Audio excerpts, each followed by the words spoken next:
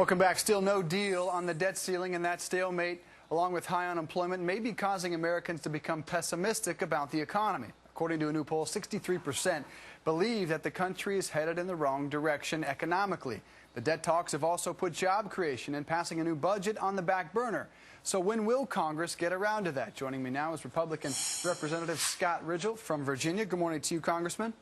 Good morning, Dave. Here's my question. The suggestion that this debt ceiling argument is hurting job creation, I'm having a hard time with that one because I don't think employers are sitting around watching these debates on Capitol Hill and saying, I can't hire unless the debt ceiling is raised. How is it hurting job creation? Well, Dave, I am a job creator. I am a businessman who's come to Congress to set this country on a better fiscal path. And I can tell you firsthand that the trajectory that our country's finances are on is, in fact, holding back job creation. And that's why I got in the race, and that's why I just feel honored to serve in Congress. And you are one of the Republicans that has proposed this cut, cap, and balance legislation you will vote on in the House on Tuesday. You know the spin on this. On the other side is saying this is merely symbolic. It has no chance of getting through the Senate. So why vote on this on Tuesday? Well, I think it shows the profound philosophical and economic differences between our two parties, and particularly the House Republicans and the President. Congress has demonstrated over a period of decades its inability and unwillingness to arrest our out-of-control expenses. So I think it was unwise for the President to just dismiss outright a very viable plan. I look forward to voting for this plan on Tuesday, and we'll send it to the Senate, and I hope that they will see that this is the right path and that the President will sign it.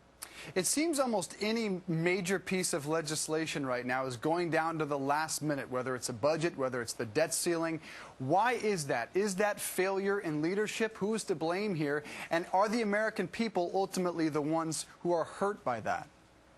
Well, I think what's happened here in Washington, as I've been up here just 6 months, is that oftentimes the two parties apparently need to be under the crucible of great pressure related to a date. I saw that happen routinely with the continuing resolutions. Now, I have proposed from the very beginning that we need to be in session more. We need to be up here addressing the country's challenges head on. I wrote a letter, initiated that with some colleagues, urging Senator Reid to keep the Senate in session all through August, because we're passing.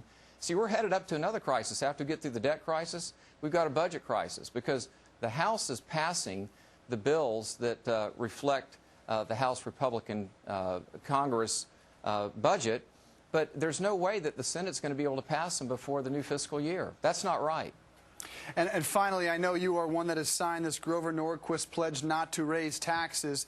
Will you sign a lesser deal, perhaps the one that comes out of the Senate that Harry Reid and Mitch McConnell are working on, that might be a smaller deal and just involve a small amount of cuts? Well, my pledge is to the good folks of the 2nd District of Virginia. It wasn't to any particular person. And as I look back across our economic history, decade after decade, we're generating tax revenues around 19% of our gross domestic product. And that's really where I think we need to stay, somewhere in that 19% range. And I'm not a representative who is going to raise taxes in a recession. There are so many other ways to get our economy going again and to fix our fiscal challenges. Okay, Congressman Scott Rigell from Virginia, we really appreciate you getting up with us this morning. Thank you. Thank you, Dave. Coming up next on The Rundown, parents, watch out. A new push to put kids